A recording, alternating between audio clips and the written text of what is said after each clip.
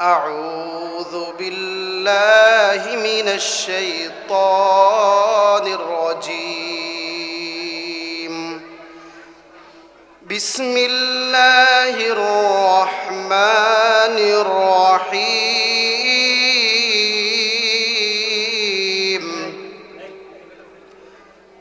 إنا عرضنا الأمانة على السماوات والأرض والجبال فأبين أن يحملنها وأشفقن منها وحملها الإنسان إنه كان ظلوما جهولا. وقال النبي صلى الله عليه وسلم: يقال لصاحب القرآن: اقرأ وارتقي ورتل كما كنت ترتل في الدنيا، فإن منزلك عند آخر آية تقرأها. وقال الله تعالى في شان حبيبه: إن الله وملائكته يصلون على النبي يا أيها الذين آمنوا صلوا عليه وسلموا تسليما. شكله محبت ني درود إبراهيم پاٹ کربے انشاءاللہ. اللهم صل على محمد وعلى آل محمد كما صليت على إبراهيم وعلى آل إبراهيم إنك حميد مجيد.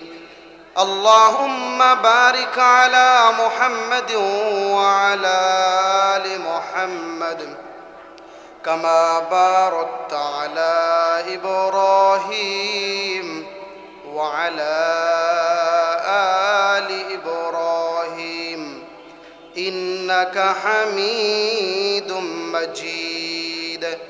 سبحانك لا علم لنا إلا ما علمتنا إنك أنت العليم الحكيم.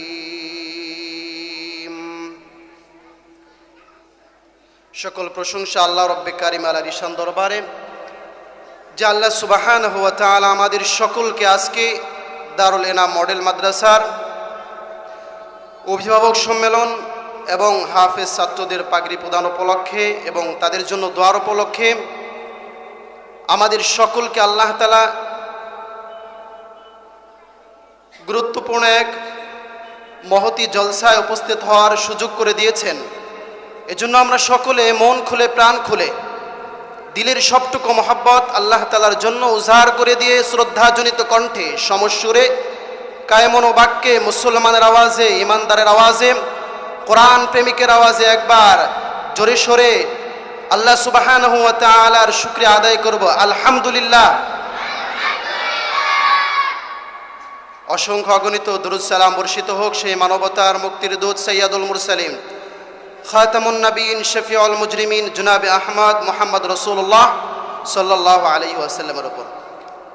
প্রিয় হাজিরিন, আজকে এই মহতি জলসার প্রধান অতিথি আপনাদের সামনে কিছুক্ষণ পূর্বে আলোচনা করেছেন, গুরুত্বপূর্ণ কথা বলেছেন এবং এখানে উপস্থিত আছেন মুহতামিম সাহেব সহ মাদ্রাসার শিক্ষক শিক্ষিকা, যাদের অক্লান্ত পরিশ্রমে আপনাদের বাচ্চাগুলো, আপনাদের সন্তানগুলো ধীরে ধীরে মানুষ হয়ে উঠছে, সমাজের মাঝে পরিচিত হয়ে উঠছে।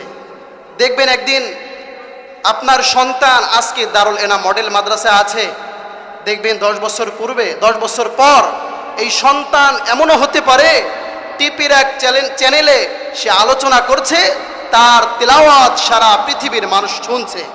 এমন হতে পারে কিনা? পারে। আমরা সকলেই দোয়া করবো তো ইনশাআল্লাহ। এই জন্য এই দারুল এনাম মডেল মাদ্রাসা থেকে শুরু করে আমাদের সন্তানগুলো কিভাবে আন্তর্জাতিক লেভেলে চলে যায়, কিভাবে বড় আলেম হয়ে যায়, কিভাবে আমাদের সন্তানগুলো আমাদের মান সম্মান আমাদের ইজ্জতকে বুলন্দ করে, সেই চেষ্টা আমাদের সকলের করতে হবে কিনা। আল্লাহ রাব্বুল আলামিন পবিত্র কালামুল্লাহ শরীফে জানিয়ে দিয়েছেন, দুনিয়ার মধ্যে যাদেরকে আল্লাহ তাআলা কোরআনের ধারক বাহক বানাবেন তারা অবশ্যই দামি হবে, তারা অবশ্যই কি হবে, দামি হবে। আল্লাহ সুবহানাহু ওয়া তাআলা বলেন, ইন্না আরাদনাল আমানাতা আলাস সামাওয়াতি ওয়াল আরদি ওয়াল জিবাল ফাআবাইনা আন ইয়াহমিলনাহা ওয়া আশফাকনা মিনহা। আল্লাহ সুবহানাহু ওয়া তাআলা এই কোরআনকে, যেটা আপনার বাচ্চা এই দারুল এনাম মডেল মাদ্রাসায় শিক্ষা অর্জন করছে, সেই কোরআনকে আল্লাহ সুবহানাহু ওয়া তাআলা আসমানের কাছে পেশ করতে চেয়েছিলেন, জমিনের কাছে পেশ করতে চেয়েছিলেন, পাহাড়ের কাছে পেশ করতে চেয়েছিলেন, কিন্তু তারা সকলেই কি করেছে, ফাআবাইনা ইয়াহমিলনাহা, তারা সকলে অস্বীকার করেছে, তারা সকলে অস্বীকার করেছে। ওয়া আশফাকনা মিনহা, শুধু অস্বীকার করেছে এমন, বরং তারা ভয়ে ভীত হয়েছে, তারা ভয়ে ভীত হয়েছে। আল্লাহ সুবহানাহু ওয়া তাআলা আপনার সুযোগ দিয়েছেন, এজন্য আমরা আপনারা সকলেই রাজি আছেন, খুশি আছেন তো ইনশাআল্লাহ? খুশি আছেন? এই দায়িত্ব আল্লাহ সুবহানাহু ওয়া তাআলা, গ্লাসটা আটকায় দেন,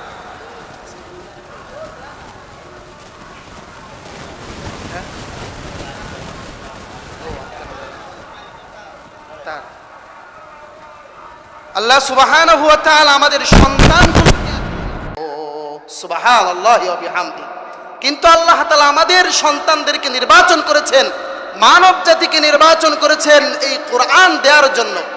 সুতরাং আল্লাহ রাব্বুল আলামিন জানিয়ে দিলেন, যাদেরকে আমি কোরআন দেওয়ার ইচ্ছা করেছি, যাদেরকে কোরআনের ধারক বাহক বানিয়েছি, কোরআনের আমানতদার বানিয়েছি, ওই সকল মানুষদেরকে আমি দুনিয়ায়ও দামি বানাবো।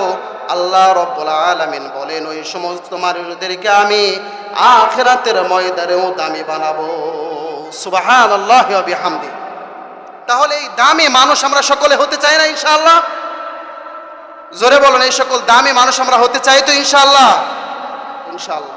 এই সকল দামি মানুষ হতে হলে আমার সন্তান কিভাবে দুনিয়ার মধ্যে কোরআনের ধারক বাহক হয়, সেই চেষ্টা আমাকেও করতে হবে। এখানে যারা শিক্ষক রয়েছেন তারা তো অক্লান্ত পরিশ্রম করেন। আপনারা যখন ঘুমিয়ে থাকেন তখন আপনার সন্তানকে হাফেজ বানানোর জন্য প্রত্যেকটা শিক্ষক রাত 4টায় 4:30টায় ঘুম থেকে উঠে যায়। রাতের বেলায় যখন সারা দুনিয়ার মানুষ ঘুমায়, পক্ষীকুল যখন ঘুমায়, সব কিছু যখন স্তব্ধ হয়ে থাকে, নিস্তব্ধ হয়ে থাকে, নীরব হয়ে থাকে, তখন আপনার সন্তান, যেই সন্তানকে আপনি মাদ্রাসায় ভর্তি করিয়েছেন, দারুল এনাম মডেল মাদ্রাসায় যেই সন্তানকে আপনি পড়তে দিয়েছেন, সেই সন্তান রাত 4টা বাজে উঠে আল্লাহ রাব্বুল আলামিনের এই কালামুল্লাহকে তিলাওয়াত করতে থাকে। ইয়াসিন ওয়াল কুরআনিল হাকীম। আল্লাহু আকবার। তখন আপনি চিন্তা করেন, আপনি ঘুমে, আপনার 14 গোষ্ঠী ঘুমে, সবাই ঘুমিয়ে থাকে, কিন্তু এই সন্তান কোরআন তেলাওয়াত করে। রাসূল সাল্লাল্লাহু আলাইহি ওয়াসাল্লাম বলেন, মান ক্বারা হারফাম মিন কিতাবিল্লাহি ফালাহু হাসানাতুন ওয়াল হাসানাতু বিআশরি আমসালিহা। যারা কোরআনের একটি হরফ পড়বে, কালামুল্লাহর একটি হরফ পড়বে, তাকে একটা নেকি দেওয়া হয়, আর একটা নেকি হচ্ছে 10টা নেকির সমপরিমাণ। সুবহানাল্লাহি ওয়া বিহামদি। আর আপনার সন্তান যদি নাবালেগ হয়, আপনারা যারা এখানে আছেন অধিকাংশ অভিভাবকের সন্তান হচ্ছে নাবালক, তাই না? তাদের ভালো আমলও লেখা হয় না, খারাপ আমলও লেখা হয় না। কিন্তু যখন কোরআন তেলাওয়াত করে ওই কোরআন তেলাওয়াতের সওয়াব মা বাবার আমল নামায় দিয়ে দেওয়া হয়। চিৎকার দিয়ে বলেন সুবহানাল্লাহ। তাহলে এত বড় ফজিলত আমি আর আপনি কল্পনাও করতে পারি না। এত বড় ফজিলত, এত দামি ফজিলত আল্লাহ তাআলা আমাকে আর আপনাকে দেন। তাহলে বলুন তো, আপনারা যে আপনাদের সন্তানদেরকে এখানে দিয়েছেন, এর ফজিলত আছে কিনা? আছে কিনা?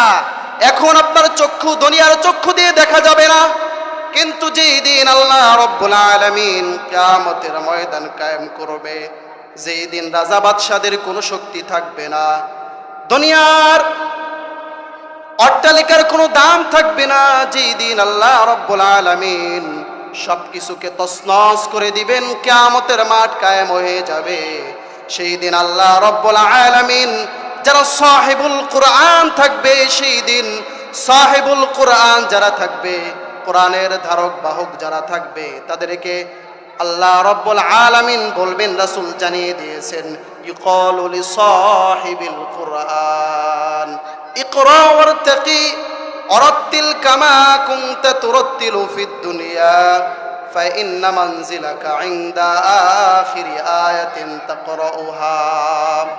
আল্লাহ রাব্বুল আলামিন সেই দিন যারা সাহিবে কোরআন থাকবে, কোরআনের ধারক বাহক থাকবে, সেই দিন কোরআনের ধারক বাহকদেরকে বলবে, ইকরা ওয়ারতাকি, তোমরা পড়তে থাকো, চড়তে থাকো। আমরা সকলে একটু এদিকে খেয়াল করি, এদিকে খেয়াল করি, ইনশাআল্লাহ অল্প কিছুক্ষণ আমরা কথা বলবো। যারা কোরআনের ধারক বাহক হবে তাদেরকে বলা হবে, ইকরা ওয়ারতাকি, তোমরা চড়তে থাকো আর পড়তে থাকো। এখানে ইউকালু লিসাহিবিল কোরআন, রাসূল বলেছেন কোরআন ওয়ালাদেরকে বলা হবে। কাদেরকে বলা হবে? কোরআন ওয়ালাদেরকে বলা হবে। যে যতটুক মুখস্থ করেছে ততটুক পড়বে আর চড়তে থাকবে। কিসে চড়তে থাকবে বলুন তো? কিসে? দুনিয়ার কোনো বিল্ডিং এ, দুনিয়ার কোনো প্রাসাদে না, জান্নাতের মধ্যে চড়তে থাকবে। ইকরা ওয়ারতাকি ওয়ারাত্তিল কামা কুনতা তুরাত্তিলু ফিদ দুনিয়া। রাসূল বলেন কিয়ামতের দিন ইকালু লিসাহিবিল কোরআন, সাহেবে কোরআনকে বলা হবে, তোমরা চড়তে থাকো, তুমি চড়তে থাকো আর পড়তে থাকো। যেরকম ভাবে দুনিয়ার মধ্যে কোরআন তেলাওয়াত করেছো, কোরআনের আওয়াজ তুমি ছড়িয়ে দিয়েছো, এখানেও তুমি চড়তে থাকো আর পড়তে থাকো। তোমার শেষ হচ্ছে, তোমার মানজিল হচ্ছে ওই পর্যন্ত। ফাইন্না মানজিলাকা ইনদা আখিরি আয়াতিন তাকরাউহা, যেখানে গিয়ে হাফেজ কোরআন অথবা সাহিবুল কোরআন যেখানে গিয়ে আয়াত শেষ করবে, সেখান পর্যন্ত তার জান্নাতের স্তর হয়ে যাবে। সুবহানাল্লাহি ওয়া বিহামদি। চিৎকার দিয়ে বলেন সুবহানাল্লাহি ওয়া বিহামদি। তাহলে আমরা সকলেই বলুন, সকলেই এই কিয়ামতের দিন এই জান্নাতে এভাবে চড়তে চাই না ইনশাআল্লাহ? আপনাদের সন্তান যারা মাদ্রাসায় দিয়েছেন, আপনাদের অনেক বড় সৌভাগ্য। সৌভাগ্য আপনাদের, অন্য কারো কাছে যেতে হবে না।